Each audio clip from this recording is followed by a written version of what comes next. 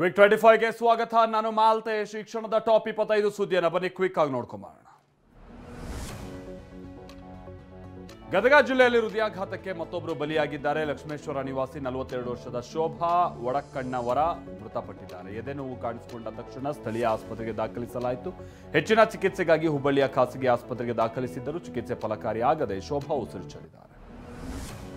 ಮೈಸೂರು ಜಿಲ್ಲೆಯಲ್ಲಿ ಹೃದಯಾಘಾತದಿಂದ ಮತ್ತೋರ್ವ ವ್ಯಕ್ತಿ ಉಸಿರು ಚೆಲ್ಲಿದ್ದಾರೆ. ಚಾಮರಾಜನಗರ ಜಿಲ್ಲೆ ಯಳಂದೂರು ನಿವಾಸಿ ಸಂಪತ್ ಕುಮಾರ್ ದೇವಸ್ಥಾನದ ಪ್ರಧಾನ ಅರ್ಚಕರಾಗಿದ್ದರು. ರಾತ್ರಿ ಹೃದಯಾಘಾತದಿಂದ ಅವರು ಮೃತಪಟ್ಟಿದ್ದಾರೆ.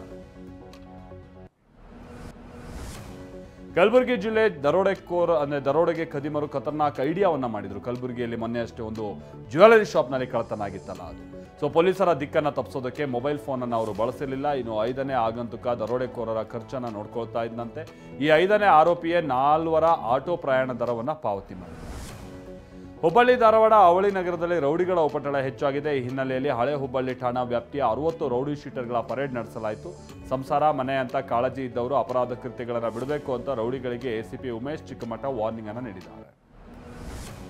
ಶಿವಮೊಗ್ಗದ ಸಿಗಂದೂರು ಸೇತುವೆ ವಿಚಾರದಲ್ಲಿ ಕ್ರೆಡಿಟ್ ವಾರ್ ಜೋರಾಗಿದೆ. ನಾಳೆ ಸೇತುವೆ ಉದ್ಘಾಟನೆ ಆಗುತ್ತೆ. ಆದ್ರೀಗ ಆಹ್ವಾನ ಜಟಾಪಟಿ ಶುರುವಾಗಿದೆ. ಸಿಎಂ ಸಿದ್ದರಾಮಯ್ಯ ಹಾಗೆ ಜಿಲ್ಲಾ ಉಸ್ತುವಾರಿ ಶಾಸಕರುಗಳಿಗೆ ಆಹ್ವಾನವನ್ನ ಕೊಟ್ಟಿಲ್ಲ ಅಂತ ಸಚಿವರು ಶಾಸಕರು ಆಕ್ರೋಶ ವ್ಯಕ್ತಪಡಿಸ್ತಾ ಇದ್ದಾರೆ. ಆಹ್ವಾನ ನೀಡದೆ ಸಿದ್ದರಾಮಯ್ಯನವರನ್ನ ಅಗೌರವವಾಗಿ ನಡೆಸಿಕೊಂಡಿದ್ದಾರೆ ಅಂತ ಜಿಲ್ಲಾ ಉಸ್ತುವಾರಿ ಸಚಿವ ಮಧು ಬಂಗಾರಪ್ಪ ಆಕ್ರೋಶ ವ್ಯಕ್ತಪಡಿಸಿದ್ದಾರೆ. ಶಿವಮೊಗ್ಗದಲ್ಲಿ ಮಾತನಾಡಿದ ಅವರು, ಕೇಂದ್ರ ಸರ್ಕಾರ ಅಗೌರವವಾಗಿ ನಡೆಸಿಕೊಂಡಿದೆ, ನನಗೂ ಆಹ್ವಾನ ಇನ್ನೂ ಬಂದಿಲ್ಲ ಅಂತ ಬೇಸರ ವ್ಯಕ್ತಪಡಿಸಿದರು. ಸಿಗಂದೂರು ಸೇತುವೆ ಉದ್ಘಾಟನೆ ದಿನಾಂಕ ತಿಳಿಸಿಲ್ಲ ಅಂತ ಶಾಸಕ ಬೇಳೂರು ಗೋಪಾಲಕೃಷ್ಣ ಕಿಡಿಕಾರಿದ್ದಾರೆ. ಸಾಗರದಲ್ಲಿ ಮಾತನಾಡಿದ ಅವರು, ನಾನೋರ್ವ ಶಾಸಕನಾಗಿ ನನಗೂ ಮಾಹಿತಿ ಕೊಟ್ಟಿಲ್ಲ, ನನಗೆ ಹೇಳದೇನೆ ಜಾಗ ನೋಡೋಕೆ ಬಂದಿದ್ದಾರೆ, ಅಣ್ಣ ತಮ್ಮ ಬಂದು ಶೋ ಕೊಟ್ಟು ಹೋಗಿದ್ದಾರೆ ಅಂತ ವಾಗ್ದಾಳಿ ನಡೆಸಿದ್ದಾರೆ. ಸಿಎಂ ಸಿದ್ದರಾಮಯ್ಯನವರಿಗೆ ತಡವಾಗಿ ಆಹ್ವಾನ ನೀಡಿದ್ದಾರೆ ಅಂತ ಸಚಿವ ಸತೀಶ್ ಜಾರಕಿಹೊಳಿ ಹೇಳಿದ್ದಾರೆ. ಬೆಂಗಳೂರಿನಲ್ಲಿ ಮಾತನಾಡಿದ ಅವರು, ಇಂಡಿ ಶಾಸಕರ ಕಾರ್ಯಕ್ರಮ ಇದೆ, ಅದನ್ನ ತಿರಸ್ಕರಿಸೋದಕ್ಕೆ ಆಗಲ್ಲ, ಸರ್ಕಾರದ ಪರ ಉದ್ಘಾಟನೆಗೆ ನಾನು ಹೋಗ್ತೀನಿ ಅಂತ ಹೇಳಿದ್ದಾರೆ.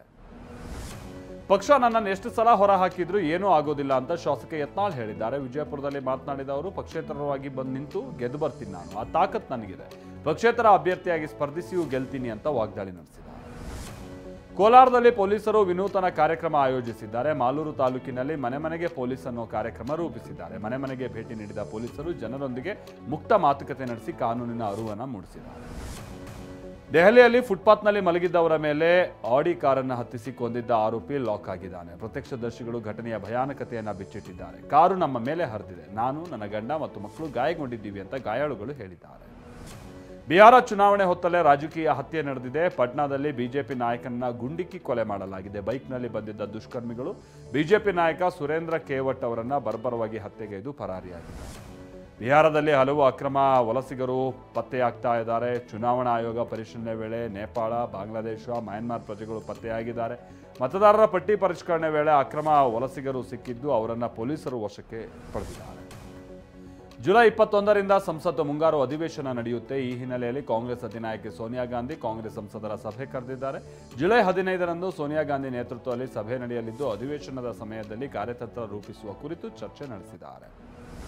ರಾಷ್ಟ್ರಪತಿ ದ್ರೌಪದಿ ಮುರ್ಮು ಅವರು ರಾಜ್ಯಸಭೆಗೆ 4 ನಾಮನಿರ್ದೇಶನ ಮಾಡಿದ್ದಾರೆ. ಕೇರಳದ ಸಮಾಜ ಸೇವಕ ಮತ್ತು ಶಿಕ್ಷಣ ತಜ್ಞ ಸಿ ಸದಾನಂದನ್ ಮಾಸ್ಟರ್, ಹಾಗೆ ಮಾಜಿ ವಿದೇಶಾಂಗ ಕಾರ್ಯದರ್ಶಿ ಹರ್ಷವರ್ಧನ್ ಶ್ರಿಂಗ್ಲಾ, ಜೊತೆಗೆ ಶಿಕ್ಷಣ ತಜ್ಞೆ ಮೀನಾಕ್ಷಿ ಜೈನ್ ಹಾಗೆ ಸರ್ಕಾರಿ ವಕೀಲ ಉಜ್ವಲ್ ದೇವರಾಜ್ ನಿಖಮ್ರನ್ನ ನಾಮನಿರ್ದೇಶನ ಮಾಡಲಾಗಿದೆ.